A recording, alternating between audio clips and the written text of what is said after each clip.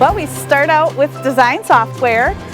We pick the sign size and the layout. That includes rounding the corners because all of our street signs have rounded corners. We have so many fonts to choose from, but we mainly just use the one because it's the highway standard font size.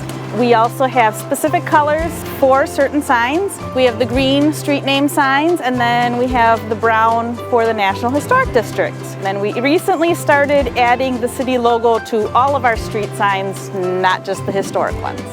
The software is pretty new. It's updated from the old software we used to have. We got it all last year with our printer in 2020. We can design multiple signs and we can print them all at the same time.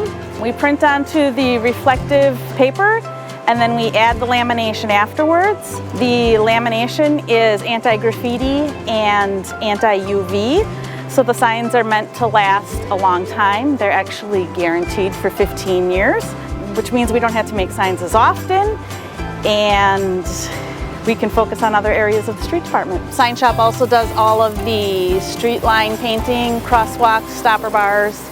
We do center lines with the City of Green Bay because they have the bigger painter, and changing out all of the other signs in the city. Once the signs are designed, we send them to print on our traffic jet printer. We start by installing the reflective paper, which is a high-intensity prismatic. It's like giant sticker paper. It comes on big, heavy rolls. We'll set it up on the printer on the screen and feed the paper through before we get going.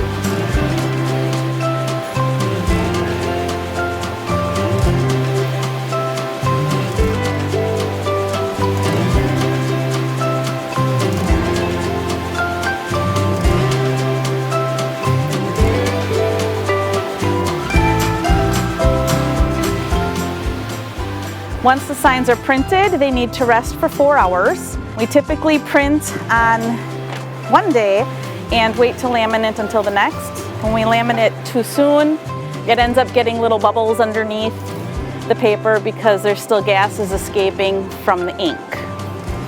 I turn the lamination machine on and it heats up to 122 degrees Fahrenheit, and then I drop the rollers and we start to attach the paper to the last little piece of paper that was in the roller.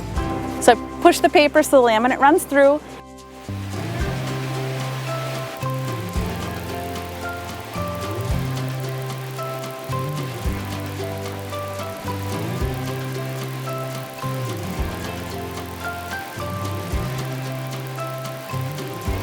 Then on the back side, I attach it to the other roller so it self-winds up as it's unrolling from the front side.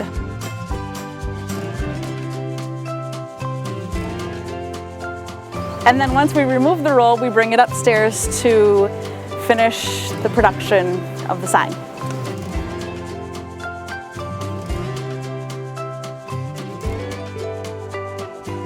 We start off by cleaning the blanks with a special solution to help get dust and debris off that might be on there, and oils, so that the paper sticks better.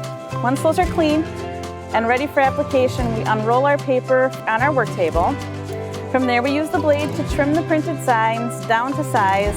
Once laminated signs are trimmed, we are ready to apply them to the blanks and secure them with our roller press.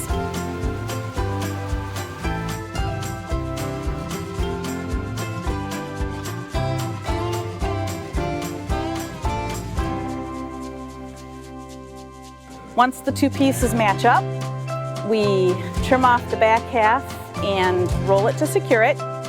Then we do the same to the other side until the whole piece is attached.